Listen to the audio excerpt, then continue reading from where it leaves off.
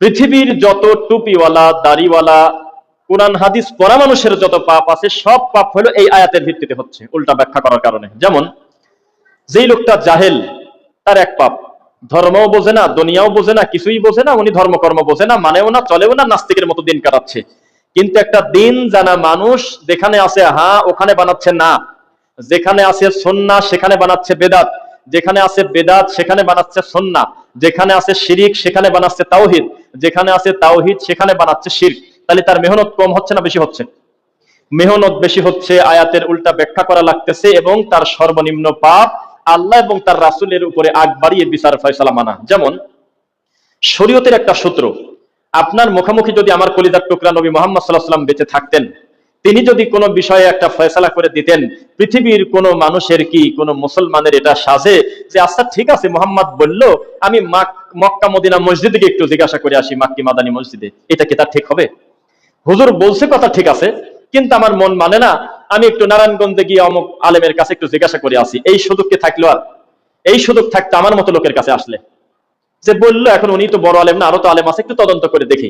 কিন্তু কথাটা যদি মুহাম্মদ একবার বলে সাল্লাল্লাহু আলাইহি ওয়াসাল্লাম, কথাটা যদি রাসূল একবার সিদ্ধান্ত দেয়, পৃথিবীতে কারোর এই অধিকার রাখা হয় নাই আর একজনের কাছে গিয়ে ফয়সালার বিচার চাইবে, এটা হলো সূত্র। রাসূল যেটাকে সুন্নাহ বলছে মরা পর্যন্ত সেটাকে বিদআত বলার সুযোগ নাই, আর নবী যেটাকে বিদআত বলেছে কিয়ামত পর্যন্ত সেটা সুন্নাহ হবে না। এইবার আপনি আসল জায়গায় আসেন। আমাদের নবী মুহাম্মদ সাল্লাল্লাহু আলাইহি ওয়াসাল্লাম বলেছেন, ইদা দাখালা আহাদুকুমুল মাসজিদ লা ইয়াজলিস হাত্তা ইউসাল্লা রাকাতাইন, বান্দা যখন যে অবস্থায় আল্লাহর ঘরে ঢুকবে বসার পূর্বে 2 রাকাত নামাজ আছে, এই কথা বলে তিনি জুমার খুতবা ঠেকায় দিয়ে রানিং খুতবা বাদ দিয়ে একটা লোককে দাঁড়া বসায় অবস্থায় দাঁড়া করায় দিলেন, যে তুমি কম দাঁড়াও, 2 রাকাত নামাজ পড়ে কি বসলে? বলে যে না, আমি ঢুকে দেখি আপনার খুতবা রানিং, আমি এসেই বসে গেছি। নবী বললেন আগে 2 রাকাত নামাজ হবে তারপরে বসা। এটা হলো হাদিস। এখন এই জায়গায় আমাদের দেশের হুজুররা কিয়াস করছে। পাবনা জায়গার নাম না বলি, পাবনার একটা জায়গায় আমরা 3 জন, মিরপুরের এক ভাই, আমি এবং পাবনার আরেকজন ডাক্তার, এই 3 জন আমরা মাগরিবের সালাতের আযান এখনো পড়ে নাই, টাইম আছে, মসজিদে ঢুকে 2 রাকাত সালাতের নিয়ত করছি। আল্লাহর কসম ওই মসজিদের ইমাম আমাদেরকে এমন জোরে ধমক দিল রানিং নামাজের ভিতরে, বাকি সমস্ত মুসল্লি বুঝলো ওনাদেরকে ধমক দিচ্ছে,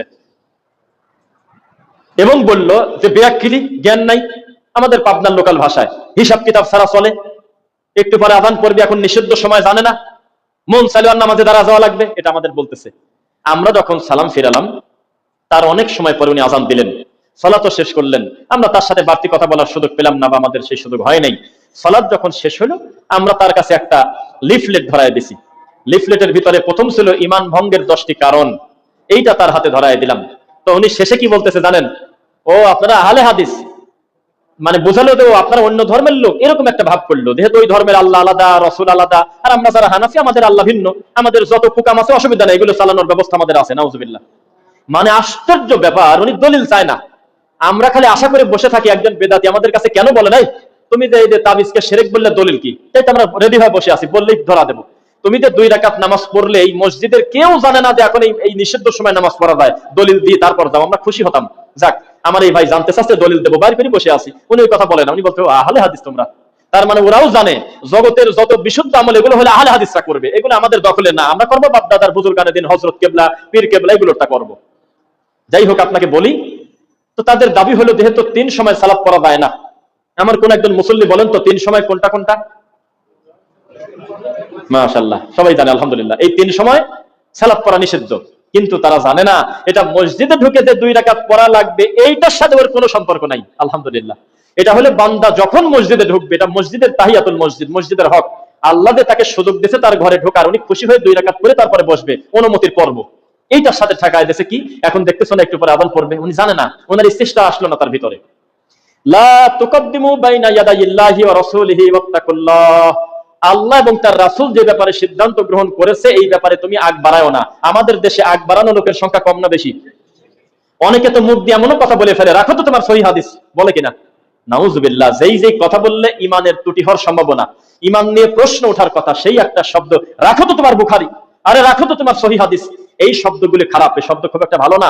এই শব্দের দ্বারা একটা লোক ইমান হারা হওয়ার সম্ভাবনাও থেকে গেল, কারণ এই অভিযোগটা করতেছে ব্যক্তির উপরে না, স্বয়ং আল্লাহর নবীর হাদিসের উপরে।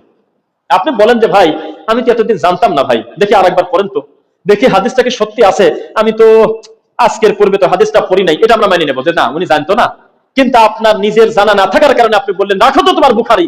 আস্তাগফিরুল্লাহ আযীম, এই জাতিকে আপনি কোথায় নিয়ে যাবেন? আমি একটা পোস্ট দিচ্ছি আজকে জুমার খুতবার আগে না মেলা আগে সকালের দিকে, দেখেছেন যে একজন একটা পীর, সে হলো জিকির করতেছে, নাক টানে ধরে গংরা উঠতেছে, তারপর আবার জোরে করে ছেড়ে দিচ্ছে, এটার নাম হলো শ্বাসের জিকির। আর তার মুরিদরা এটা মেনে নেছে, এবং উনি বলতেছে যে জোরে করবে আর এইভাবে লা ইলাহা এসে ইল্লাল্লাহ বাম দোদের নিচে সে টান মারি দিবে এরকম।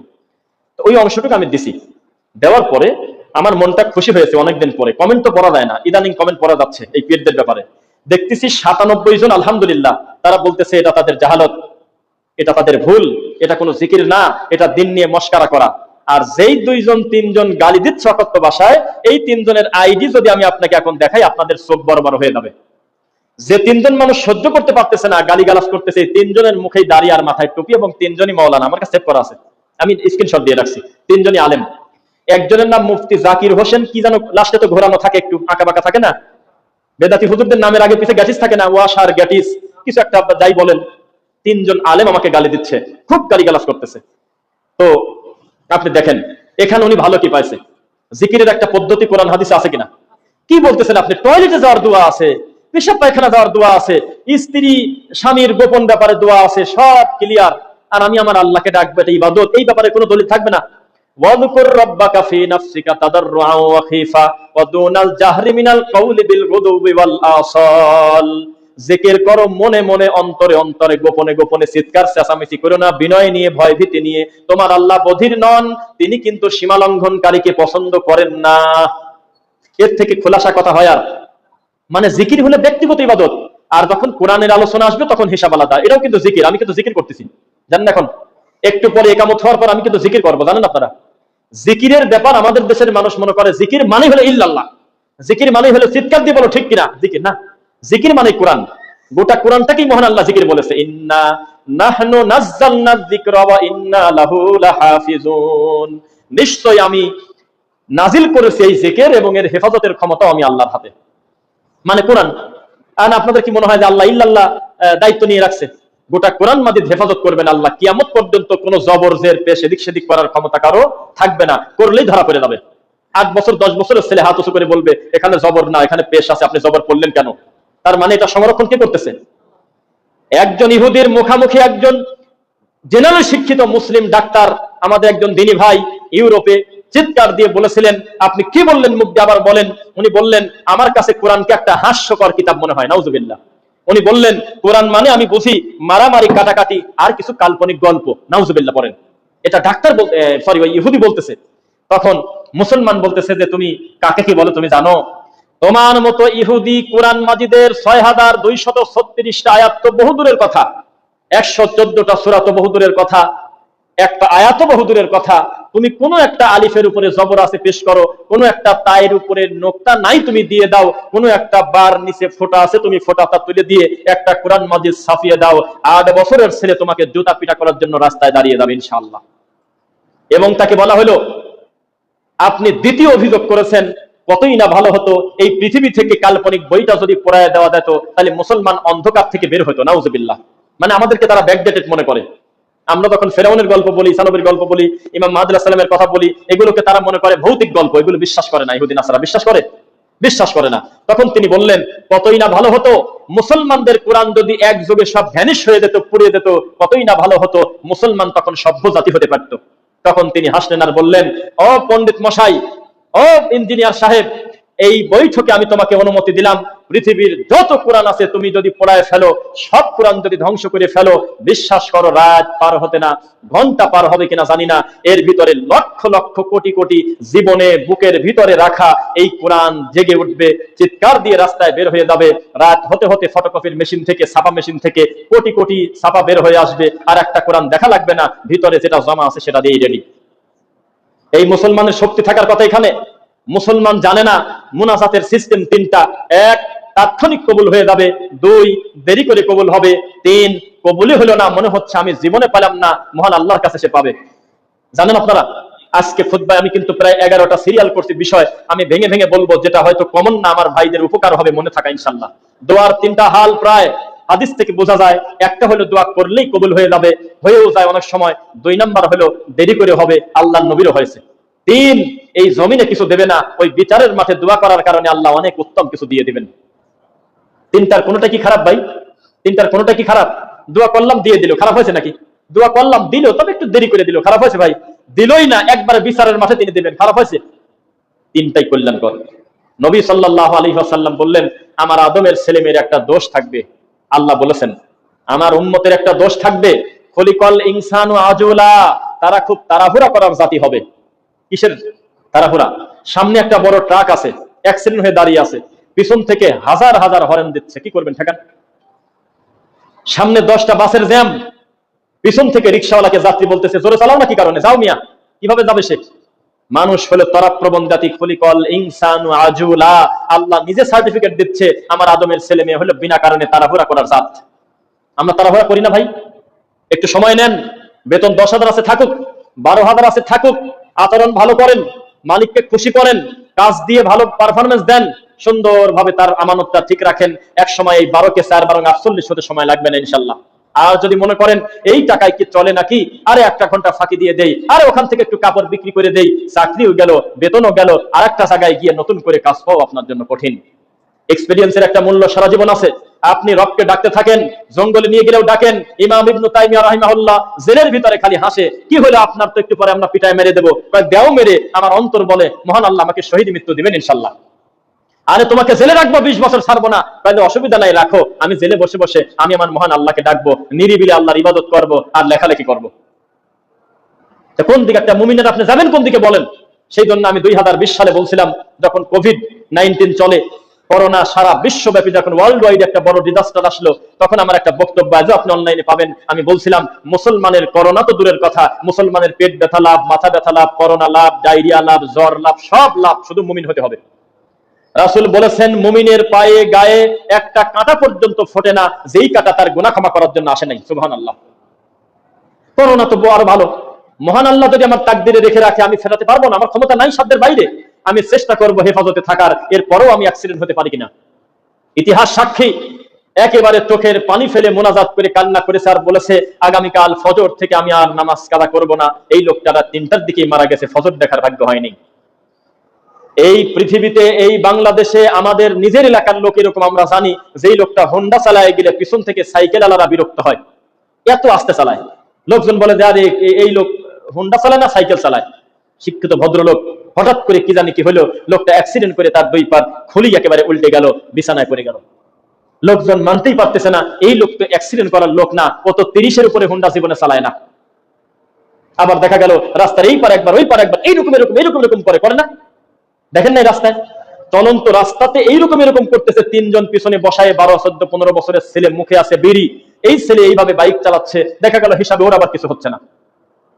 কিভাবে আপনি ঠেকাবেন বলেন? তাকদীরকে আপনার মেনে নিতে হচ্ছে দিন শেষে। আদম আলাইহিস সালামকে পর্যন্ত প্রশ্ন করেছিল মুসা আলাইহিস সালাম, মুহাম্মদ সাল্লাল্লাহু আলাইহি ওয়াসাল্লাম বলছে যে বাপ বেটার একটু যুদ্ধ হয়েই গেল, মজার যুদ্ধ। মুসা আলাইহিস সালাম বলল যে আব্বা আপনি কি গাছের কাছে গেলেন? আপনি যদি ওখানে না যেতেন তাহলে আমাদের এত ঝামেলা, এত পেরেশান হয় না। এটা মজা করে বললেন। যে কি বলে তিনি উত্তর দেন, আপনি গাছের কাছে গেলেন কেন? ওয়ালা তাকরাবা হাযিহি শাজারা ফাতাকুনা মিনাজ জালিমিন। আব্বা আপনি গাছের কাছে গেলেন কেন? যেই ব্যাপারে এত বড় নির্দেশনা, আপনি প্রথম হুকুমে অমান্য করলেন। আপনি গাছের কাছে না গেলে আমাদের এত কাম করে খাওয়া লাগে না, এত কষ্ট, আমরা তো জান্নাতে থাকতাম। তখন আদম আলাইহিস সালাম 2টি কথা বলছিলেন। এই 2টা কথা বলে যদি আমি খুতবা শেষ করি, আর আজকে যদি আপনি আপনার বউকে বলেন, আপনার বউ যদি আপনার শালিকাকে বলে, আপনার শালিকা যদি আপনার শ্বশুর শাশুড়িকে বলে, আমার ধারণা আজকের খুতবা সাকসেস ইনশাআল্লাহ। এক, বেটা তুমি কি তাওরাতে পড়ো নাই যে আমার এই ভুল আমার আল্লাহ আগেই ক্ষমা করে দিয়েছে? সুবহানাল্লাহ বললেন না? আমার এই পুরাতন ভুলের খোঁটা দিলে কেন তুমি? আমি একটা ভুল করছি, আপনি ভুলটার খোঁটা এখন দিচ্ছেন কি কারণে? হতে পারে আমার এই ভুলের ক্ষমাটা বহু আগে আল্লাহ করে দিয়েছে, তওবার মাধ্যমে, শেষ রাতে তাহাজ্জুদের মাধ্যমে, করতে পারে কিনা। এখন আমি কিসের উপরে আছি সেটা দেখেন। আদম আলাইহিস সালাম বললেন যে বেটা তোমার কাছে আমার 2টা কথা। এক, আমি স্বীকার করতেছি আমার ভুল ছিল গাছের কাছে যাওয়া, তবে তুমি কি তাওরাতেও পড়ো নাই তোমার নিজের কিতাবে যে আমাকে আমার আল্লাহ ক্ষমা করে দিয়েছিল আগেই? সুবহানাল্লাহ। 2, বেটা এটা আমার তাকদীর ছিল, এখানে তোমার কথা বলা সাজে না। দেখবেন যে ছেলের হাত থেকে গ্লাস পড়ে গেছে, ভেঙে গেছে, মা যে কি আচরণ করে আর কি মুখের ভাষা এটা আর বলা যাচ্ছে না। ওই 2 মিনিটের ভিতরে মনে হয় না যে এটা ওনার নিজের পেটের ছেলে। কি বুঝতেছেন না? সাইকেল থেকে পড়ে ছেলেরই পাও কাটলো, নিজের ছেলেরই পা কাটে গেল, এরপরে ওই ছেলেকে আবার কান ধরে টানি তুলি আবার দুইটা মারে। এটা আশ্চর্য জাতি আমরা। ইহুদি খ্রিস্টান এই কাম করে না। ইহুদি খ্রিস্টান কাজে আস্থা পড়ে গেছে, আবার ওইটাই চালাও গাজাও। আর মুসলমান ওই অবস্থা আবার কান ধরে টানে, কাঁদ অবস্থা আবার মারে। আর আশ্চর্য জাতি, কাঁদলে আবার মারে, কাদাই যাবে না, কাদা যাবে না তো মারিস কি কারণে? মারলে তো কাঁদবে নাকি, কাঁদলে আবার মারবো, এটা কোন হিসাব? নাউজুবিল্লাহ পড়েন। সাবধান, তাকদীরকে মেনে নেবেন আপনারা। তাকদীরকে আপনি মানতে বাধ্য। মহান আল্লাহ যদি আপনাকে মনোনীত করেন, কোন নিয়ামত দেবেন, আল্লাহুম্মা লা মানিআ লিমা আ'তাইতা ওয়ালা মু'তিয়া লিমা মানা'তা ওয়ালা ইয়ানফা'ু যাল জাদ্দি মিনকাল জাদ। মাশাআল্লাহ, মুখস্থ আছে, আবার পড়ি। আল্লাহুম্মা লা মানিআ লিমা আ'তাইতা ওয়ালা মু'তিয়া লিমা মানা'তা ওয়ালা ইয়ানফা'ু যাল জাদ্দি মিনকাল জাদ। মহান আল্লাহ যদি কারোর প্রতি অনুগ্রহ করতে চান, দয়া করতে চান, পৃথিবীর কেউ ঠেকাতে পারবে? আর তিনি যদি কাউকে কিছু না দিতে চান, পৃথিবীর কেউ কাউকে দিতে পারবে? পারবে না। তাকদীর আপনারা বিশ্বাস করেন কিনা? তাকদীর আপনি মানতে বাধ্য। তাকদীর আপনাকে জান্নাতে নিবে, তাকদীর আপনাকে মহান রবের খুশি করতে পারে, এই কথা ভিন্ন। তবে তাকদীর মেনে নিয়ে দুনিয়ার বালা মুসিবত আসলে আপনি খুশি থেকে রবের শুকরিয়া আদায় করে সংশোধন হয়ে বলবেন, আল্লাহ আমি জ্বরকে মেনে নিলাম, মাথা ব্যথা মেনে নিলাম, অ্যাপেন্ডিসাইড মেনে নিলাম, ডায়াবেটিস মেনে নিলাম, আমার উপরে যত বালা মুসিবত এসেছে এর মাধ্যমে আমার বড় একটা দাবি, তুমি আমার গুনাহ ক্ষমা করে দাও আল্লাহ। একটা লোক 40 বছর যদি আইসিইউতে থাকে, 40 বছর পর যদি মারা যায়, পৃথিবীর কোন লোকের বলার ক্ষমতা নাই কবরের 40 সেকেন্ডের আযাবের সমপরিমাণ আযাব তার দুনিয়াতে হইল। তুলনাই তো চলে না, তুলনা দেওয়া যায় নাকি? ওটা তো জগতে আলাদা। ওই খাঁটির পিটনি দুনিয়াতে মেলে? ইমাম ইবনুল জাওজি রাহিমাহুল্লাহ তিনি বলেছেন, কবরে যে শাস্তি দেওয়া হবে, আযাব দেওয়া হবে, পৃথিবীতে তুলনা দেওয়ার মতো কিছু নাই। যে কবরের 5 মিনিটের আযাব সমান এই দুনিয়ার 100 বছর কি 200 বছরের আযাবটা বলা যায় না, এত কঠিন। এবং তার পরের ধাপগুলো যে আরো কত কঠিন, পরিস্থিতি জটিল, আল্লাহ ছাড়া কেউ জানে না। আল্লাহু আলাম। কথা কি বোঝা যাচ্ছে? তাকদীর বিশ্বাস করেন তো আপনারা? এইবার আমার মূল কথায় আসি। তাকদীর কিন্তু আজকে আপনাদেরকে আমার মুখোমুখি বসাইছে, জানেন আপনারা? তাকদীর কিন্তু আপনাকে সঠিক আকীদার বুঝ দিয়েছে। আপনি গায়ের জোরে কথা বলবেন না যে আমি যেভাবে পড়াশোনা করছি আমি তো হেদায়েত পাবই, এটা বলা যাবে না। আপনার থেকে বেশি পড়াশোনা করার পরেও এই জমিনে বহু লোক এখন বর্তমানে নাস্তিক। আপনার থেকে বেশি খতম কোরআন পড়ার পরেও এখনো তার মহান আল্লাহকে চিনতে পারে নাই। এই জমিনে এখনো বুখারী খতম করার পরেও কোরআন মাজিদ অনুযায়ী, হাদিস অনুযায়ী 2 রাকাত নামাজ পড়ার মতো ভাগ্য এই দেশের লক্ষ লক্ষ আলেম মাওলানার হয় নাই। আপনার মতো একটা জুতা ব্যবসায়ী, আপনার মতো কাপড় ব্যবসায়ী, আমার মতো একজন লোক, আপনার মতো একজন দিন মজুরকে আল্লাহ কিভাবে তার দিনের কাজ করায় নিচ্ছেন, এটা বড় তাকদীরের ব্যাপার ভাই। তাকদীর ছাড়া আপনি বিশ্বাস করবেন না, বলবেন যে আমি তাকদীরকে মেনে নিলাম। আমা তাদরি নাফসুম মাযা তাকসিবু গাদা। তাকদীর আপনি জানেন না আগামীকালকে কি হবে, এটা আপনাকে জানানো হয় নাই, এটা গায়েব আছে। ইন্নাল্লাহা ইনদাহু ইলমুস সাআ। আপনার কাছ থেকে বলা হয় নাই কিয়ামত কবে হবে, এটা গোপন রাখা হয়েছে, এটা মহান আল্লাহর কাছে ইলম আছে। ওয়া ইউনাজ্জিলুল গায়স। বৃষ্টি কখন কোন জায়গায় দেবে এটা আপনার অনুমতি নেবে না, এটা সরাসরি তার হাতে। ওয়া ইয়ালামু মা ফিল আরহাম। মায়ের পেটে সন্তানের অবস্থা সম্পর্কে কি হবে না হবে এটা আল্লাহর কাছে আছে।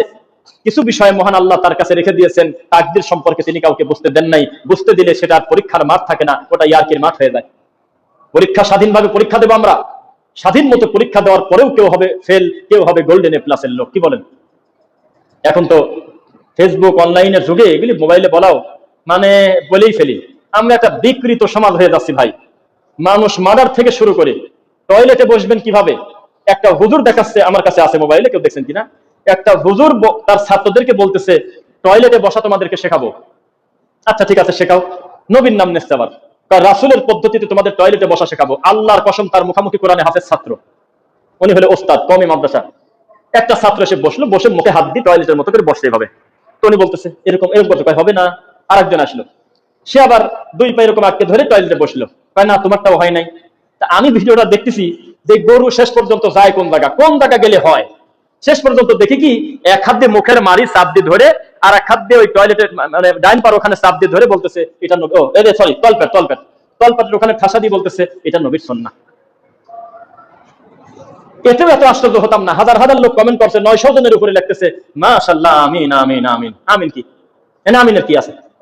হত্যা মিথ্যুক। এই নিরীহ বাচ্চাদেরকে শেখাচ্ছে মিথ্যা কথা। তারপর বলতেছে বলো তো বাবা, লুঙ্গি পর অবস্থায় কুলুপ ধরে কিভাবে হাঁটতে হয়। তখন একটা ছেলে কুলুপ ধরার পর তার হাঁটুর অংশ বের হয়ে গেছে। হুজুর বলতেছে না হলো না, তুমি বাতিল, চলে গেল আরেক পাশে, তুমি আসো। তখন ওই ছেলেটা লুঙ্গির মাঝামাঝি ধরছে, বলতেছে তোমারও তো হলো না বাবা।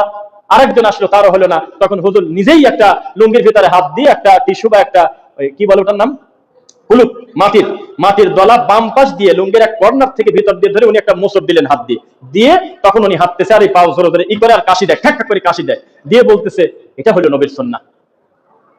এখন আছে ইউটিউবে, দেখেন মজুদ আছে ভিডিওগুলো।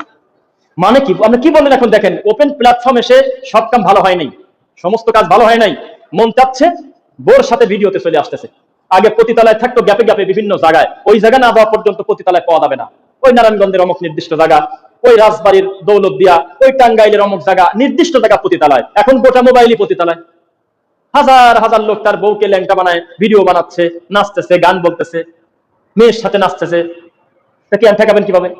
তো এই মোবাইলের মাধ্যমে সহজে যেমন আল্লাহর দিন বোঝা আমাদের জন্য ইজি হয়ে গেছে, আবার গুনাহ কামাই করাও কিন্তু আমাদের জন্য সহজ। জানেন কি? সহজ সহজ না ভাই? আচ্ছা, মোবাইলে এটা আপনাদের হয় কিনা দেখেন, আমি একদম জীবন ঘনিষ্ঠ বিষয়ে কথা বলি, আপনাদের হয় কিনা বলবেন। আপনার ইচ্ছার বিরুদ্ধে কিছু ভিডিও সামনে আসে না? ওই ভিডিও আমি জীবনে ফলো করি না, ওই পেজের সাথে আমি কিছুই জানি না, আল্লাহর কসম, তবে একটা মেয়ে মানুষের নাচ চলে আসলো। তা আমি একটা লোককে বললাম রে ভাই, এই পেজটা আমি ফলো করি নাই, তাহলে আমার সামনে কেন আসলো? তখন বললো ভাই দেখেন উপরে কি লেখা, সাজেস্ট স্পন্সর্ড, তার মানে বুস্টিং করা ভিডিও আপনার কাছে আসতে বাধ্য। এই ল্যাংটা ছবি আপনি দেখতে বাধ্য, 10 সেকেন্ডের হোক, 2 সেকেন্ড হোক, অথবা পুরাটা হোক, আপনার কাছে আসবে।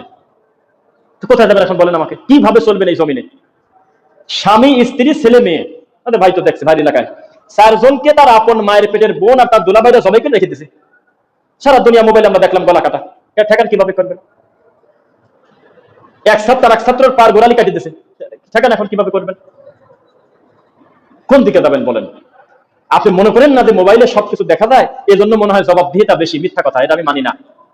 যেই লোকটা তার পায়ের জুতা খুলে একটা শিক্ষকের মুখে জুতা, এগুলি বলা মানে মুখ দিয়ে আমার পুরাটা আসে না, শিক্ষকের মুখে জুতা পিটা করতে পারে আর ভিডিও করে বলতে পারে বন্ধুরা দেখুন বন্ধুরা এ হলো অমুক, সেই সমাজে আপনি কি করে বাস করবেন আর কোন এলেম অর্জন করবেন? ইন্নাস সামা ওয়াল বাসারা ওয়াল ফুআদ, আদমের ছেলেমেয়েরা শোনো, তোমার চোখ, তোমার কান, তোমার জিহ্বা, কুল্লু উলাইকা কানা আনহু মাসউলা, মহান আল্লাহর সামনে একদিন জিজ্ঞাসিত হতে হবে। তোমার মুখ হয়তো বন্ধ থাকবে, খতামাল্লাহু আলা কুলুবিহিম, তোমার জবানে থাকবে তালা, তবে হাত দাঁড়িয়ে গিয়ে বলবে আমার এই 2 হাত দ্বারা সে পাপাচার করছে। জিহ্বা দাঁড়িয়ে যাবে, আমি কোনো বাধা মানব না, আমার আমানতের খেয়ানত করেছে, আমার এই জিহ্বা দিয়ে সে মিথ্যা কথা বলেছে। পা দাঁড়িয়ে যাবে, রাত বাজে 12টা, ওই সময় পিয়ার আলী মসজিদ থেকে সালাত আদায় করে বাড়িতে যাওয়ার পথে অমুকের গাছের আমটা পেরে ও খাইছিল, আমি নিজে পা সাক্ষী। চোখ দাঁড়িয়ে যাবে, এই মুখ তোমার কথা আমি শুনবো না, আমি যা দেখেছি সেটা বলবো। এই লোকটা রাত 4টা পর্যন্ত পতিতালয়ে সময় কাটিয়েছে, 3টা পর্যন্ত ল্যাংটা মেয়ে দেখেছে, 5টা পর্যন্ত জেনা করেছে, 6টা পর্যন্ত মদ খেয়েছে, আমি আমার 2 চোখ দিয়ে সাক্ষী। থাকবেন কিভাবে বলেন? বিশ্বাস করেন, সঠিক আকীদার জ্ঞান যে আল্লাহ আপনাকে দিয়েছে, আপনাকে বুঝতে হবে পৃথিবীতে এর থেকে বড় নিয়ামত এই জমিনে আর নাই। নাই? আছে? নবী সাল্লাল্লাহু আলাইহি ওয়াসাল্লাম বলেছে ততদিন আমার উম্মত কল্যাণের উপর থাকবে যতদিন তারা আওয়ালক্তে সালাত আদায় করবে। বলেন এই ভাই, আওয়ালক্তের গুরুত্ব আছে না? অথচ আমরা আজকের দিনে, অন্য দিন বাদ দেন, আজকে আমরা যখন জুমার সালাতে ইকামত হওয়ার পর যখন দাঁড়াবো, আমাদের সালাম ফিরানো শেষ হয়ে যাবে। আমার ধারণা বহু মসজিদে আপনিই শুনতে পারবেন তাদের খুতবাই শেষ হয়নি। আজকের এই দিনে এখনো পর্যন্ত যেই লোকটা 5টা 20-এ আসরের নামাজ পড়ে, কেউ তো হুজুর। আজকের এই দিনে এখনো যে ফজরের সময় শেষ হওয়ার 9 মিনিট আগে সালাম ফিরায়, এও তো হুজুর। কিভাবে কল্যাণ আশা করবেন আপনি? কল্যাণ আল্লাহর হাতে। বিয়াদিকাল খায়র, মনে করে গেছে আয়াতটা, বিয়াদিকাল খায়র, কল্যাণ আল্লাহর হাতে। পৃথিবীতে কোনো জায়গায় কল্যাণ নাই আল্লাহ যদি কাউকে কল্যাণ না দেন। জিকির নাই, তাসবিহ নাই, তাওহীদের পাওয়ার ছাড়াই মুমিন আগাতে পারবে না। খেলাফত একটা নাম শুনেছেন? খেলাফা, কোরআন মাজিদে খেলাফার আলোচনা আসার পরে দেখবেন ওখানে লেখা আছে আমি মহান আল্লাহ তোমাদেরকে দেব যদি তোমরা ওয়াদা পূরণ করো। কি ওয়াদা? মান আমানা বিল্লাহ ওয়াল ইয়াউমিল আখির, ঈমান আনতে হবে, পরকালকে বিশ্বাস করতে হবে। কে কাকে বিশ্বাস করে? বর্তমান পরিস্থিতি চলতেছে মোরগ কামড়া কামড়ি, সাপের বেজির অবস্থা। কে কাকে কামড়িয়ে খাবে, কে কাকে কিভাবে চলবে? এই জমিনটা এভাবেই চলতেছে। কোনো জবাবদিহিতা আছে? মন চাচ্ছে একজন একজনকে ধরে পিটাচ্ছে, এ ছাত্র ও ছাত্রকে ধরে মারতেছে, এটা কোনো অন্যায় মনে করতেছে না, পাওয়ার ক্ষমতা। তার মানে এদের পিছনে ব্যাকআপ আছে কিনা? তারা জানে আজকের এই দিন এখন আমি মানুষ হত্যা করলে আমাকে বাঁচানোর জন্য আমার বড় ভাই আছে। এইবার আসেন সূরা আহজাব আয়াত নাম্বার হলো 67। পাইছি? আমি আয়াতটা ফুল পড়ি তারপরে বলি। ওয়াকালু রাব্বানা ইন্না আতা'না সাদাতানা ওয়া কুবারা'না ফাআদাল্লুনা সাবিলা। 2টি কারণে মানুষ বেশি বেশি জাহান্নামে যাবে, 2টি কারণে মানুষকে উলট পালট করে মুখ একেবারে ভাজা ভাজা করে তাকে জাহান্নামে পোড়ানো হবে। 1 বড় হুজুর, 2 নেতা। আমার কথা আপনি পরিবর্তন করেন, আমি বলতেছি সূরা আহজাব আয়াত নম্বর 67, বাড়িতে যায় দেখেন। এক বড় হুজুর, যেটাকে আপনারা আকাবির চেনেন, আকাবির বলে না যে আমার আকাবির বলছে, ভাই কথা বলেন দু একজন। অনলাইনে দেখবেন বেদাতি হুজুরদের কিছু বললেই বলে যে আমাদের আকাবিররা যেভাবে বলে আমরা সেভাবেই চলবো।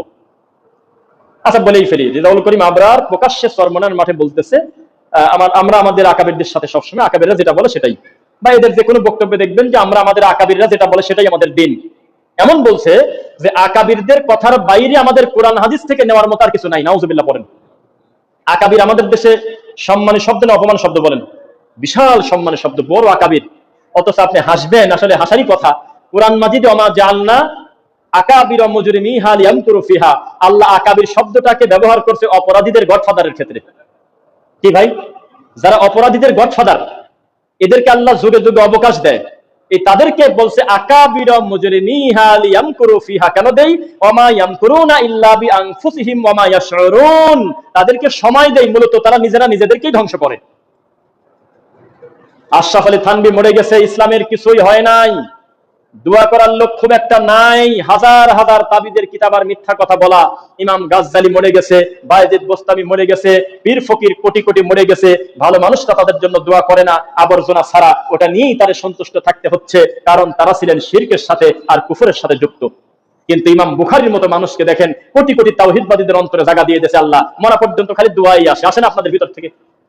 আসে কিনা? তো এরা হলো অপরাধীদের গডফাদার, যারা তাবিদের কিতাব লেখছে, বেহেশতি দেওয়ার লেখছে, মকসুদুল মুমিনিন লেখছে, তাজকিয়াতুল আউলিয়া লেখছে, কসসুল আম্বিয়া লেখছে। আচ্ছা আপনারা কি ওদের ইয়ের নাম শুনছেন নাকি? দু একজন বলেন তো, ফতুয়া আলমগীর। আলমগীর নাম শুনছেন? হানাফি মাযহাবের একটা গ্রহণযোগ্য কিতাব। এই ফতুয়া আলমগীরের ভিতরে যে কি কি লেখা, তা ছেলের বাপের সামনে রিডিং করা যায় না, মা তার মেয়ের সামনে রিডিং করা যায় না, শ্বশুরের সামনে জামাই রিডিং করতে পারবে না, তো খারাপ ফায়সা কথা লেখা। ওই লেখক মরে গেছে, হাজার হাজার মানুষ বলে আমরা আমাদের বড় একটা আকাবির হারাইছি। এই আকাবিরদের কথা কোরআন মাজিদে আছে, আমার দিক তাকায়েন। সাদাতানা ওয়া কুবারানা, এক নেতারা দুইটার সময় বলেছে বড় পদ যদি পেতে চাও বা 20,000 টাকা বিকাশে দিয়ে দিছি, তুমি অমককে ফেলায় দাও। কেন মারতেছি? ওই লোক কে, ওর বাড়ি কোন জায়গা, ছেলেটাকে মারতেছি কি কারণে, কিছুই জানে না, মারি দিচ্ছে। নেতা যেহেতু বলছে ওয়া কুবারানা, এবং তাদের বড় হুজুর বুজুর্গ, এই বুজুর্গ যেহেতু একবার বলেছে যে নামাজের পরে সালাম ফিরানোর পরে তুমি পশ্চিম দিকে না বসে তুমি একটু দক্ষিণ দিকে বসবে, কারণ এই দিকে হলো আটপাশের দরবার শরীফ। এটাই মানে নিয়েছে, কোনোদিন কোনো প্রশ্ন করলো না। এর নাম হলো আকাবির মুজরিমিহা, এরা হলো অপরাধীদের গডফাদার। আল্লাহ তাদেরকে অবকাশ দেন। এই জমিনে দুই ধরনের মানুষের কারণে বড় বড় পাপ হয়। এক নাম্বার কি বলছে বলেন? বড় হুজুর, বুজুর্গ, আমাদের বড় মাওলানা বলছে। আর দুই নাম্বার কি বলছি? নেতা। এই নেতার কারণে জমিন ধ্বংস হবে, আর এই বড় হুজুরের কারণে দিন ধ্বংস হবে। একটা দিন একটা দুনিয়া, একটা দিন একটা দুনিয়া। আপনারা এই দেশটাকে ভালোবাসেন না ভাই? আমি বাসি। এই জন্য সরকার কোনো প্রশংসিত কাজ করলে আমরা বলি আলহামদুলিল্লাহ, আর খারাপ কাজ করলে আমরা মুহূর্তের ভিতরে প্রতিবাদ করে বলি, আমরা বলি যে এটা তার অন্যায়, এটা শিরক, এটা বেদাত, এটা কুফর, এটা তার ভুল হচ্ছে। বোঝা কি যাচ্ছে? তাহলে আপনাকে এটা জানতে হবে, আল্লাহর এই জমিনে দুই ধরনের ব্যক্তির দ্বারা বড় পাপ হয়, নেতাদের মাধ্যমে আর হলো বড় হুজুরদের মাধ্যমে। দেখেন আমাদের এই দেশে আপনারা দেখবেন, আজকে যাওয়ার পথে দেখবেন, আপনারা কে কোথা থেকে আসছেন আমি জানি না, কেউ আসছেন কোনাপাড়া থেকে, কেউ আসছেন স্টাফ কোয়ার্টার থেকে, কেউ আসছেন সাইনবোর্ডের দিক থেকে, কেউ আসছেন আশপাশ থেকে, আসেন এরকম। যাওয়ার পথে আপনার রিক্সাতে যাবেন, আপনি দেখবেন রাস্তার ডানে বামে বহু জায়গায় পোস্টার লেখা হক্কানি উলামায়ে কেরাম পরিষদ, এই কথাটা লেখা দেখবেন অনেক জায়গা দেখবেন, পাবেন আপনি, আজকেও পাবেন। অথবা লেখা লিখবেন আইম্মা পরিষদ, উলামা পরিষদ, এসব হলো সুন্নাহ হত্যাকারী পরিষদ।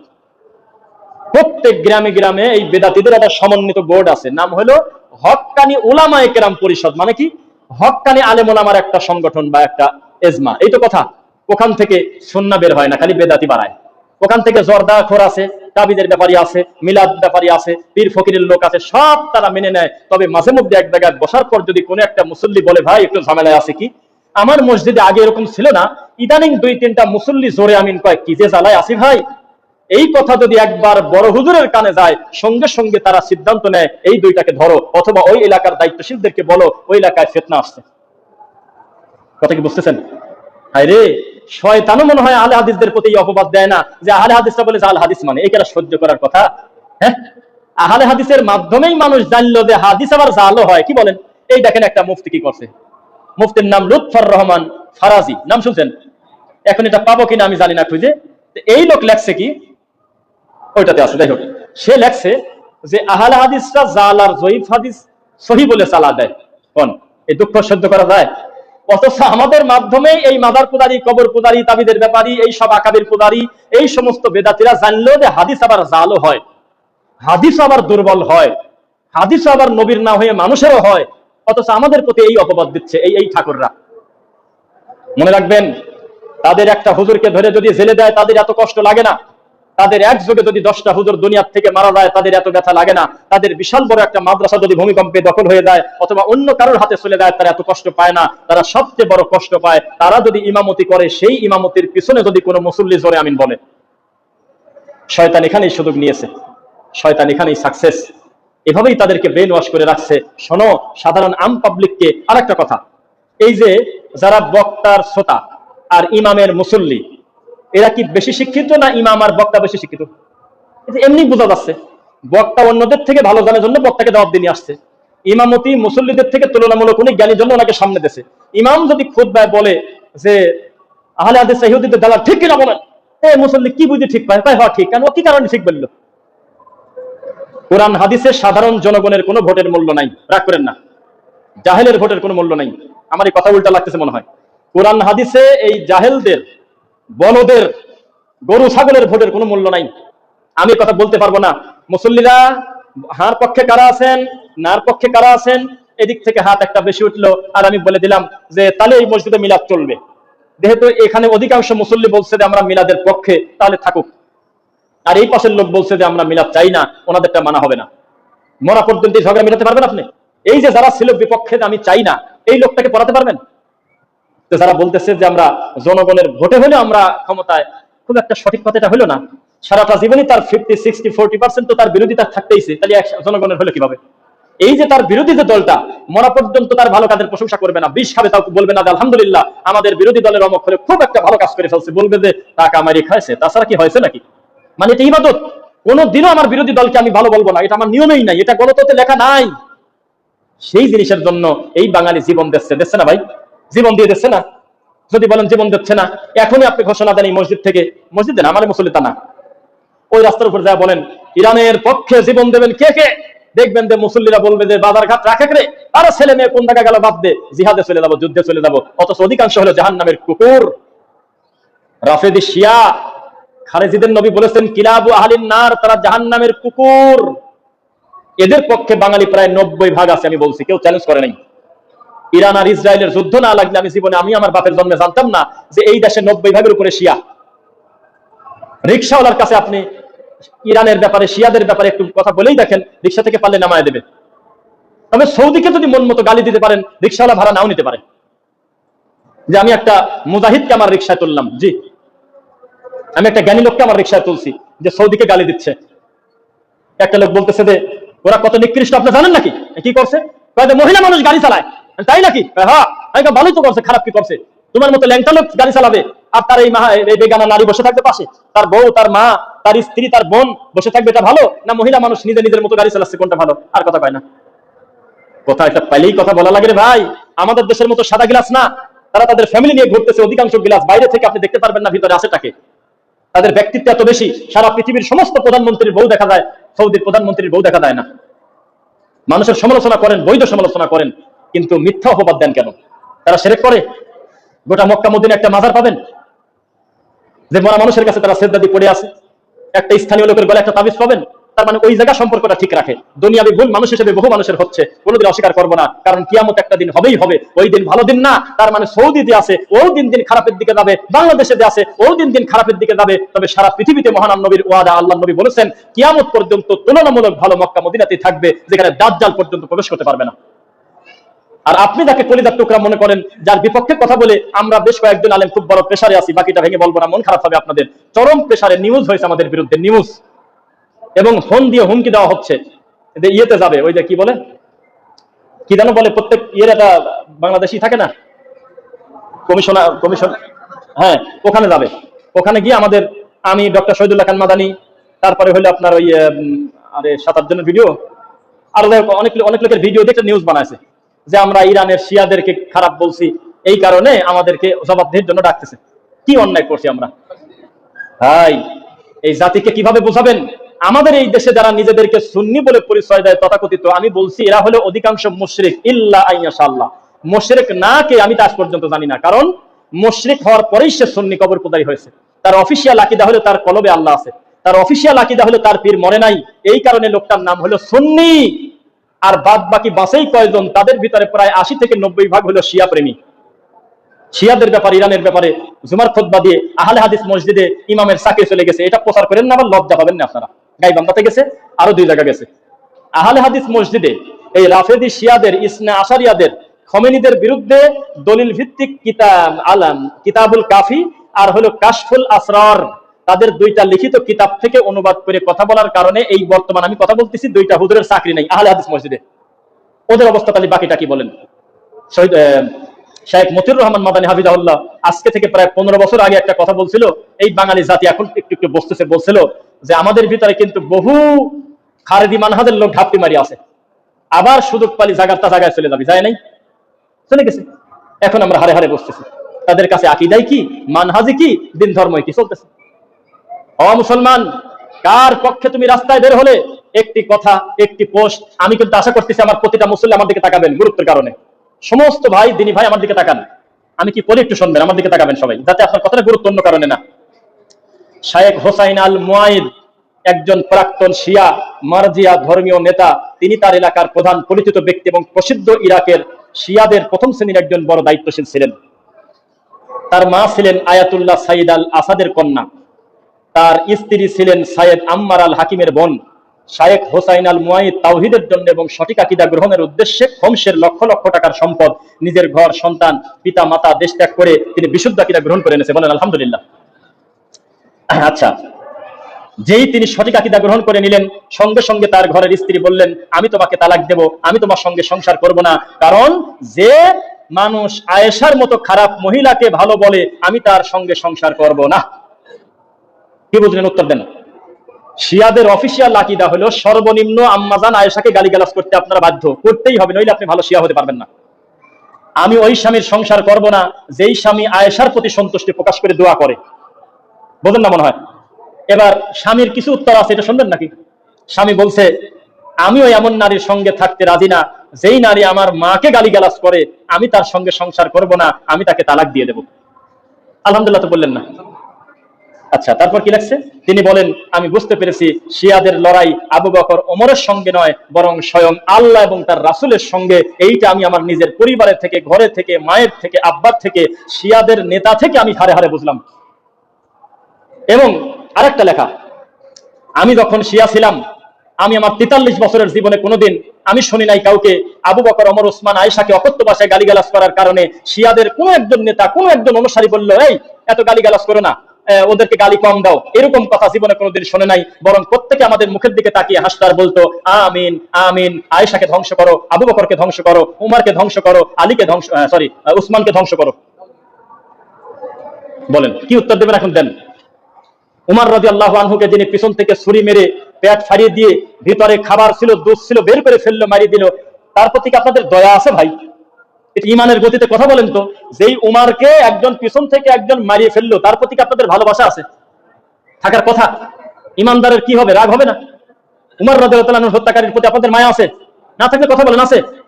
আপনাদের মায়া নাই। এমনকি উমর রাদিয়াল্লাহু তাআলা আনহুর নামের সাথে আমাদের ইমান ভালোবাসা জড়িত না ভাই?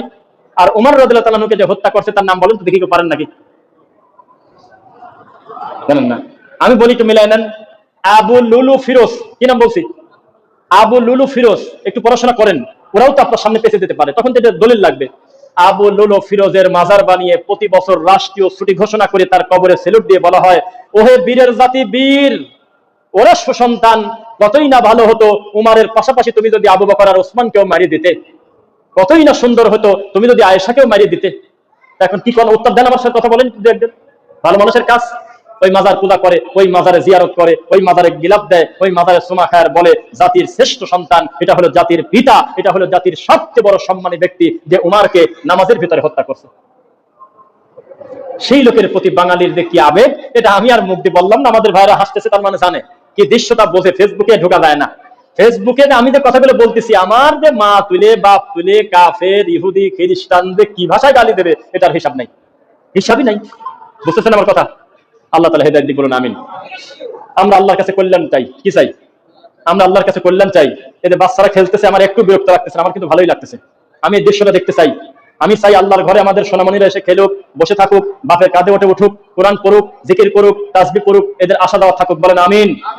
বহু মসজিদে এদেরকে দেখলে বিরক্ত হয়, গালিগালাজ করে। আম্মাজানদের বলতেছি, আমাদের বোনদের বলতেছি, আপনি নামাজে আসার সময় ছেলেকে নিয়ে আসেন, কে কি বললো পরের কথা, তবে নামাজের সময় নিজের ছেলেকে নিজের কাছে রাখবেন, যাতে বিরক্ত না করে অন্য কারণ। আপনার বাচ্চাকে নিয়ে আসেন, নামাজের দৃশ্য দেখুক। ওরা যদি মসজিদ আসা বন্ধ করে দেয়, তাহলে সামনে এমনও হতে পারে আমাদের মসজিদ তালা দেওয়া লাগতে পারে সামনে। জুমার নামাজ ছাড়া মাঝে মধ্যে এমন অবস্থা, আল্লাহর মসজিদে একামত দেওয়ার লোকও পাওয়া যায় না, আছে নাকি এই দেশের মসজিদ? পরিস্থিতি খারাপ। আল্লাহ তুমি আমাদের সকলকে দিনের জন্য কবুল করো। আপনাদের সাথে আমার একটু দেখা বেশি বেশি হয়, তাই না? তুলনামূলক অন্যান্য জায়গায় একই বছরে 2 বারের বেশি কোনো মসজিদে খুব কম হয়, শুধু বছরেরটায়। আর এখানে আমি আমার ইমানের ভালোবাসায়, মহাব্বতে, আমি এমন ঘটনা কমই ঘটছে যে খুতবা দিতে আসছি, আমি চলে গেছি, অথচ আমার থেকে পরবর্তী আসার ডেট নেয় নাই, এমন ঘটনা ঘটে নাই। এই মসজিদ থেকেই আমাকে আর একটা ডেট নিয়ে তারপর ছাড়ে। আমি খুশি, আমি তাদের প্রতি অসন্তুষ্ট না। আল্লাহ আমাদের এই ভালোবাসা জান্নাত পর্যন্ত কবুল করো। আল্লাহ আমাদের মুখ থেকে শুধু ভালোটা বের করে দাও। আল্লাহ আল্লাহ আমল করবো, শুধু ভালোটা করবো। আল্লাহ আল্লাহ আমাদের সন্তানদেরকে তুমি দিনের জন্য কবুল করো। আল্লাহ প্রত্যেকটা সন্তান সন্ততি যাদের আছে, একজনও যেন নেশাখোর না হয়। আল্লাহ আল্লাহ বাপের অবাধ্য যেন না হয়, মায়ের অবাধ্য যেন না হয়। তোমার কাছে এই কথা বলে জুমার খুতবার প্রথম পর্ব শেষ করছি। বারাকাল্লাহু লানা।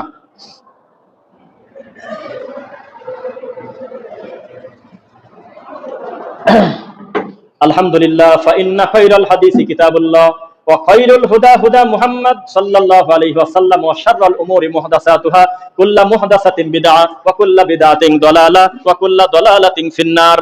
রব্বিরহামহুমা কামা রাব্বায়ানি সগীরা রব্বিরহামহুমা কামা রাব্বায়ানি সগীরা। রব্বানা আতিনা ফিদ দুনিয়া হাসানাহ ওয়া ফিল আখিরাতি হাসানাহ ওয়া কিনা আযাবান নার। রব্বানা যালামনা আনফুসানা ওয়া ইল্লাম তাগফির লানা ওয়া তারহামনা লানাকুনান্না মিনাল খাসিরিন। আল্লাহুম্মা আনতা রাব্বি লা ইলাহা ইল্লা আনতা খালাকতানি ওয়া আনা আবদুকা ওয়া আনা আলা আহদিক ওয়া ওয়াদিকা মাসতাতাতু আউযু বিকা মিন শাররি মা সানাতু আবুউ লাকা বিনি'মাতিকা আলাইয়া ওয়া আবুউ বিযামবি ফাগফিরলি ফাইন্নাহু লা ইয়াগফিরুদ দুনুবা ইল্লা আন্ত। আল্লাহুম্মা আনতা রাব্বি লা ইলাহা ইল্লা আন্ত লা ইলাহা ইল্লাল্লাহ ওয়াহদাহু লা শারীকা লাহু লাহুল মুলকু ওয়া লাহুল হামদু ওয়া হুয়া আলা কুল্লি শাইইন কাদির। আলহামদুলিল্লাহ। আল্লাহ তুমি আমাদের যারা মারা গেছে ঈমানের উপরে, তুমি তাদের ক্ষমা করো। আল্লাহ আল্লাহ যারা আমরা বেঁচে আছি, তুমি আমাদের ঈমানের উপরে মরা পর্যন্ত কবুল করো। আল্লাহ আল্লাহ আমরা মানুষ, আমাদের ভুলের দিকে তাকালে জাহান্নাম ছাড়া কিছু দেখি না। আল্লাহ তবে তোমার দয়ার দিকে তাকালে জান্নাতি আমরা আশা করি। আল্লাহ তুমি কবুল করো। তোমার দয়া এত বেশি যে আমরা যতই পাপ করি তোমার দয়া থেকে নিরাশ হতে পারবো না। আমাদের তুমি ক্ষমা করো। আল্লাহ আল্লাহ আমরা মরা পর্যন্ত সঠিক আকীদা মানহাজের উপরে যেন থাকতে পারি, কবুল করো। আল্লাহ শয়তান সেই দিন সফল হবে যেদিন আমাদের ভাইদের দ্বন্দ্ব লাগাতে পারবে। আল্লাহ আমাদের ভালোবাসা তুমি বৃদ্ধি করে দাও। আমাদের রুহামা ও বাইনাহুম, একে অন্যের মহাব্বত বেশি করে সৃষ্টি করে দাও। আল্লাহ ও আরশের মালিক, আল্লাহ বেদাতি আমাদের গালি দিলে কষ্ট লাগবে না, বেদাতি কুফরকারী আমাদের রাস্তায় মেরে দিলেও আমরা মনে করব আল্লাহ আমার জানটা গিয়েছে একটা বাতিলের হাতে, তবে আমার ইমানদার দিনী মুসলিম ভাই যারা, তাদের হিংসা থেকে তুমি আমাদেরকে বাঁচাও। আল্লাহ অন্তত আমরা আমাদেরকে যেন ভালোবাসতে পারি, এই সুযোগ তুমি দাও। আল্লাহ আল্লাহ রাব্বুল আলামিন তোমার কাছে দাবি করি, আকীদা মানহাজের ভিত্তিতে যারা আমরা এক, আমরা প্রত্যেকে তোমার কাছে বলি আমাদের মরার আগে শেষ কথা যেন হয় লা ইলাহা ইল্লাল্লাহ। এখন আপনাদের কিছু পার্থক্য বলি। প্রত্যেক খুতবাতেই আমার মনে হয় 2-4 জন নতুন ভাইয়েরা আসেন, কি বলেন, যিনি হয়তো আশপাশ থেকে আসছেন, তুলনামূলক এই মসজিদের ওইভাবে নিয়মিত মুসল্লি না। আল্লাহর ঘরে যেই আসবে আমরা বলবো আলহামদুলিল্লাহ, ওনার নাম হলো আব্দুল্লাহ, উনি আল্লাহর বান্দা, বলেন না মনে হয়। কিন্তু নতুনও আছেন কিনা, 2-1 জন আসে না, তাদের উদ্দেশ্যে একটা কথা বলি। বিশ্বাস করেন, সালাফি আকীদা মানহাজ যারা লালন করে, অনেক দূর থেকে আপনি প্রধানমন্ত্রীর মাথায় ঢেল দিতে পারেন, কোনো ব্যাপারই না। অনেক দূর থেকে আপনি যাকে তাকে গালিগালাজ করতে পারেন, মা তুলে বকাবাদি কত কিছু করতে পারেন। তবে আমার মনে হয় কারোর বিরোধিতা করতে গেলে তো তার ব্যাপারে জানাটাও জরুরি, কি বলেন ভাই? আপনি আন্দাজে একটা বেদাতিকে বেদাতি বলা যায়? আন্দাজেই আপনি একটা পীরকে খারাপ বলে দিবেন, ওর মুসলিমের মুরিদ যদি ধরে রাস্তা, কি করবেন আপনি? আপনার তো দলিল রাখা লাগে, আপনার কিছু ডকুমেন্টস রাখতে হয়। তা আমাদের বিরোধিতা করার জন্য হলেও আমাদের কাছে আসেন, এসে 2-4 খুতবা শোনেন, আমরা নবীর বিরুদ্ধে আল্লাহর বিরুদ্ধে কোন কথাটা বলি একটু মার্ক করেন, করে জুমার খুতবা পরে ধরেন, কমিটিকে জানান যে আপনারা কি খতিব নিয়ে আসেন। তিনি হাকে বলে না, আল্লাহ বলে নাই উনি বললো কেন, নবী বলছে উনি বলে নাই কেন, এরকম একটা দলিল শুধু যদি দিতে পারেন আমরা সত্য স্বীকার করে নেব। বুঝতেছেন কথা? আর আমাদের কাছে সহজে আপনি যেমন দিন জানার ক্ষেত্রে একটা ভুল হলে আমরা সংশোধন করব, আল্লাহ সাক্ষী আমি অহংকার করে বলতেছি না, আপনি যে হুজুরকে ভালোবাসেন এই বেদাতি আলেম, ভুল সংশোধন তো দূরের কথা, ভুল ধরে আপনি টিকতে পারবেন না। ভুল ধরলে আপনাকে অপমান হতে হবে। হ্যাঁ আপনি বেশি বোঝেন, আপনি কয় পাতার মৌলবী, 2 দিনের লই আপনি বেশি বোঝেন। বড় বড় হুজুরের সাথে আমাদের উঠা বসা, আজে বাজে কথা বলে আপনাকে ধমক দেবে। আর আমাদের যত বড় মাদানী আলেম হোক আর ডক্টর হোক, আপনি খালি একবার একটা ভুল ধরাই দেখেন, দেখবেন হাসবার বলবে আমি সংশোধন করে নেব। বলেই দেখেন, কোন ব্যাপার না। আমাদের একজন, নাম বলবো না, বড় ডক্টর, তাকে প্রশ্ন দেওয়া হলে বাংলাদেশের প্রথম সিরিয়ালের একজন, নাম বলি না, তাকে বলছে যে আপনি অমুক জায়গায় গেছেন, এটা কি যাওয়া আপনার ঠিক ছিল? উনি সঙ্গে সঙ্গে একেবারে মিডিয়ায় বলে দিল যে না, আমার ভুল ছিল, আমার ওখানে যাওয়া ঠিক হয়নি, আমি যাবো না। তা কি মান গেছে? আর বেদাতি হুজুরের ভুল ধরেন? জান এখন বলেন, খালি মুখ দেখবার বলেন যে হুজুর আমি ঝগড়া ফেসাদে যাবো না, আসলে তাবিজটা কি দেওয়ার জিনিস, সেটা কি বাদ দেওয়া যায় না, তাবিজ কি সুন্নাহ কি না, টিকতে পারবেন না। জান কথা বলে দেখেন, মুসল্লিকে খেপায় দেবে আপনার বিরুদ্ধে, মুরিদকে খেপায় দেবে।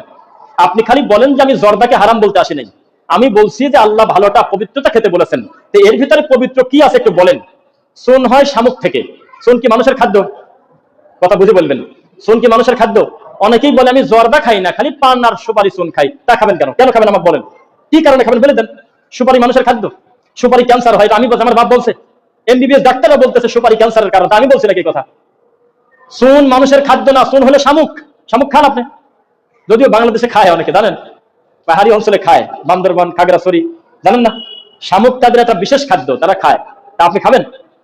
তো সোন খেতে কোথা থেকে হয়? সোন, পাথর, তারপরে শামুক। পাথর কি মানুষের খাদ্য? পাথর হলো জাহান্নামের জ্বালানি কাঠ, পাথর দিয়ে জাহান্নামে চাপানো হবে, আর হুজুর গালে মধ্যে দিয়ে খায়। এখন বাসে কি? পান। খালি পান খাওয়া যায়, অসুবিধা নাই, এরকম পক্ষের লোক আপনারা আছেন না মনে হয় না? কথা বলেন না। খালি পান অসুবিধা নাই, খালি পান খাওয়া যায়, আছেন না এরকম? কেন খাবেন আমাকে উত্তর দেন। এই পানটা গবেষণা করে কি পরিমাণ কতটুকুন ওষুধ বানালে মানুষের শরীরে উপকার হয়, এটা গবেষণা করার জন্য কোটি কোটি টাকা খরচ করে বড় বড় ডাক্তার দেশে গবেষণাকার নাই? আপনি আমার একটা পাতা টানি ধরে নিয়ে এসে চাবা খায় ফেললেন, এইটার কথা ডাক্তাররা বলে নাই। ডাক্তাররা বলছে কি যে পানি উপকার আছে, এটা হারবাল ওষুধ, কিন্তু তার মানে এইটা না যে আপনি বাজার থেকে প্রতিদিন 20টা করে পান চাবায় চাবায় খাবেন, এইটা বলা হয় নাই। পানের নির্যাস, এর ভিতরে কল্যাণ আছে, কিন্তু ওইটা শুধু না, আরো অনেক জিনিস মিশ্রণ করে কি পরিমাণ লাগবে কতটুকু, ওইভাবে ধরতে গেলে সাপের বেশি উপকার আছে, নাই? তো সাপের বিষ খাবেন আপনি? খান এখন যায়। এলেম ছাড়া টয়লেটে যাওয়া যায় না, এলেম ছাড়া পায়খানায় বসা যায় না। গ্রাম থেকে আপনার দাদা ধরে নিয়ে এসে যদি আপনি হাইকোর্টে বসায় দেন, গোলায় ফেলবে একবারে। তা আপনি না বুঝে কথা বলেন কেন? টয়লেটে যেতে এলেম লাগে, পায়খানায় বসতে এলেম লাগে, আর আপনি খাবেন এলেম ছাড়া, চলবেন এলেম ছাড়া, সেজদা দিবেন এলেম ছাড়া। এটা বলে শেষ করি, তাকান। আমি একটা জায়গায় গিয়ে, আপনার চাটমোহর কোথায়, আমি একটা জায়গায় গিয়েছি, সেখানে হাতে গোনা 7-8 জন ছাড়া অধিকাংশ লোক আসছে, নয় আমাদের ভুল ধরতে, আর নয়তো হানাফি মাযহাবের আমাদের ভাইয়েরা। আমি সেখানে বলছি যে এখানে যদি কেউ ঐক্যমত হতে পারেন যে আপনারা এই এই এই এই কারণে হানাফি, তাহলে আমি কান ধরে সবার সামনে তওবা করে বাড়ি চলে যাব। তবে বলতে হবে কি কারণে আপনি হানাফি। কেউ হাত তোলে না, কেউ কয় না আমি এই কারণে হানাফি। আমি বললাম ভাই, হানাফি হতে কিছু করা লাগে না, এমনি হানাফি, ল্যাংটাও হানাফি, আটকশি হানাফি, মাঝবান্ডার হানাফি, মিথ্যা কথা বললাম মনে হয় নাকি? চরমনাই হানাফি, তারপরে আপনার যত পীর ফকির আছে মোটে হানাফি, কি কামেও জানেন, এমনি কয় আমি এমনি হানাফি। কিন্তু আহলে হাদিস কেমনি এমনি হওয়া যায় ভাই? আহলে হাদিস এমনি হওয়া যায় না। ও দাবি করবে না, যদি নিজের ভিতরে ত্রুটি থাকে ও স্বীকারই করবে না আমি আহলে হাদিস। আহলে হাদিস হতে গেলে বহু কিছু ত্যাগ করে সঠিকটা মেনে তারপরে আহলে হাদিস, কিন্তু হানাফি হতে কিছুই লাগে না। আমার এক দাদা নামাজ পড়ে না, কয় যে ওই সময় দেখা যাবে ওই ভিড়ের ভিতরে আমি ঢুকে পড়বো, নাউজুবিল্লাহ পড়েন। কত বড় একটা বাজে কথা বললো। উনি বলতেছে তোরা আলেম মানুষ, আমারে বংশের হুজুর, তোরা সবাই থাকবি, আমি ভিড়ের ভিতর দিয়ে একভাবে ঢুকে পড়বো জান্নাতে। এরকম ব্যঙ্গ করা লোক, সেও বলে আমি হানাফি। কোন কি করবেন কোন? ঈদের নামাজ পড়ে, ঈদের নামাজ যেহেতু পড়ে সেজন্য হানাফি। কোন কি করবেন কোন? তার মানে আমাদের দেশের লোক কেন হানাফি এটা সে জানে না, কিন্তু আমাকে জিজ্ঞাসা করেন আপনি কেন আহলে হাদিস, বলে দিচ্ছি। আমি তাবিজ কবরে বিশ্বাস করি না, মরা মানুষের কাছে কল্যাণ আশা করি না, মিলাদ করি না, মরা মানুষের কাছে ছেলে সন্তান চাই না, তাবিজ কবরে বিশ্বাস করি না, নজর বালা সুতা বিশ্বাস করি না, আল্লাহ ছাড়া কোনো কিছু কিছু কিছু দিতে পারে তা বিশ্বাস করি না, আল্লাহকে আমি সবচেয়ে উপরে মনে করি, কলবে মনে করি না, মুহাম্মদ সাল্লাল্লাহু আলাইহি ওয়াসাল্লামকে মাটির তৈরি মানুষ মনে করি, আল্লাহ নবীকে গায়েবের তৈরি মানুষ মনে করি না, গায়েবের মালিক একমাত্র আল্লাহ। এইরকম আমি অন্তত 50টা কারণ বলতে পারবো যে আমি কেন আহলে হাদিস। কিন্তু একটা হানাফিকে যদি বলেন যে আপনি দাঁড়ান 10টা কারণ বলেন আপনি কেন হানাফি, কিছুই কয় না, চুপ করে দাঁড়া থাকে, কিচ্ছু কয় না, হ্যাঁ করে দাঁড়া থাকে। তাকে বলেন যে এনায়েতুল্লাহ আব্বাসীকে যদি বলেন যে আপনি কি এক বোতল বিষ খাবেন না চরমনাইকে হক বলবেন, ওকে আমি বিষে খাবো, ওকে হক বলবো না, ও ভালো না আমি ভালো। দেওয়ানবাগের পীরকে যদি বলেন যে আপনি কি বিষ খাবেন না ফুরফুরার পীরকে ভালো বলবেন, বলবে আমি আমারটা ঠিক আছে বাকি সব ভুল। ওরা সবাই তো হানাফি, সবই হানাফি। কি কারণে জানেন? এমনি কয় আমি হানাফি। বিশ্বাস করেন ভাই, এই জমিনে জাল হানাফি মানে আসল হানাফি পেতে পাচ্ছেন না আপনি। আসল হানাফি আমরা মোটামুটি ধারণা করতে পারি আব্দুল্লাহ জাহাঙ্গীর রাহিমাহুল্লাহ ছিলেন আসল হানাফির কাছাকাছি, আমরা মনে করতে পারি মাওলানা দেলোয়ার হোসেন সাইদি রাহিমাহুল্লাহ ছিলেন আসল হানাফির কাছাকাছি। বাদ বাকি যে হানাফি উই আর জাত নাই, উই আর বলা যায় না মুখের, কি কামে জানেই না, এমনি চলতেছে। সাবধান, জর্দা দিয়ে পান খাবো না, ইনশাআল্লাহ নবীর তরিকা সালাত আদায় করবো, আমার রুকু আমার সেজদা বলে দেবে আমি কে। পৃথিবীর যে কোনো আহলে হাদিসের দাঁড়ানো প্রায় এক, পৃথিবীর যে কোনো আহলে হাদিসের রুকু প্রায় এক, পৃথিবীর যে কোনো আহলে হাদিসের সেজদা প্রায় এক।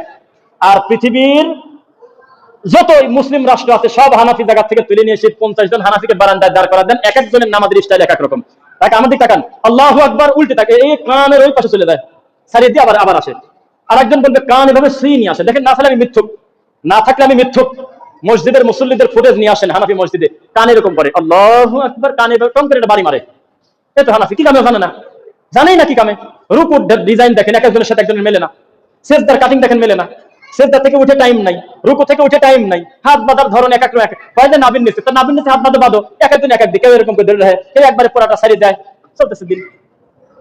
আর আহলে হাদিসদের ভুল ধরেন আপনি। আজকে নামাজের সময় দেখেন প্রত্যেকটা লোকের পায়ের দিক তাকাবেন, কারোর পাও ফাটা, কারোর পাও খাটো, কারোর পাও লম্বা, কিন্তু দাঁড়ানোর গতিতে আপনার মনটা ভরে যাবে, ওরা প্রত্যেকে কত সুন্দর শেষাডালা পাচিরের মতো পায়ে পা কাঁধে কাঁধ মিলিয়ে দাঁড়াইছে। পার্থক্য বোঝেন না? সেই জন্য দলিল ছাড়া আমরা কাউকে গালি দেবো না, বলেন ইনশাল্লাহ। এমনি দলিল দিয়ে কি গালি দেওয়া যায়? গালি তো কোনো সময় দেওয়া যায় না, গালি দেওয়া হারাম। কি ভাই, গালি আমরা কাউকে দেবো না, আমাদের কেউ কাউকে গালি দেয় না, বলবো না। তবে আমি আল্লাহর নামে শপথ করে বলতে পারি, আহলে হাদিস যদি মুখ ফসকে জোশে দুই একটা গালি বের করে ফেলে কোনো লোক দিনী ভাই, তার বিপরীতে শতকরা 99টা গালি এই মাযহাবের লোকই দেয়। খ্রিস্টান, ছোট গালি হলো খ্রিস্টান। টুপিওয়ালা হুজুরদের সবচেয়ে ছোট গালি হলো ইহুদির দালাল, আমেরিকার দালাল, সৌদি থেকে টাকা পাস, তোরা রিয়াল পাস, তোরা খ্রিস্টান, তোরা 200 বছর আগে হলো ব্রিটিশ ঘর থেকে আইসিস। এটা হলো ছোট গাল, হুজুর ঘরের মুখের ছোট গাল আমাদের ব্যাপারে। জমিনে মাজলুম হয়ে মারা যান, বিচারের মাঠে মহান আল্লাহ সাহায্য করবে ইনশাআল্লাহ। জালেম হয়ে মারা যায় না, আল্লাহ তুমি আমাদের মাজলুমের খাতায় নাম দাও আল্লাহ। আমরা জালেম হতে চাই না আল্লাহ। আমরা হয়তো মার খেয়েছি, বহু ইতিহাস সাক্ষী, এই ছোট বয়সে 4 জায়গা মার খাইছি, তবে তোমার কাছে কোনো অভিযোগ নাই গো মহান আল্লাহ। তবে তোমার কাছে শুধু একটাই দাবি, আমাদেরকে জালেম না করে মাজলুম হিসেবে কবুল করো। আর যারা আমাদেরকে মেরেছে তাদের তুমি হেদায়েত দাও, হেদায়েত কপালে না থাকলে তাদের ক্ষতি থেকে মুসলিম উম্মাহকে তুমি হেফাজত করো। আল্লাহুম্মা আমিন।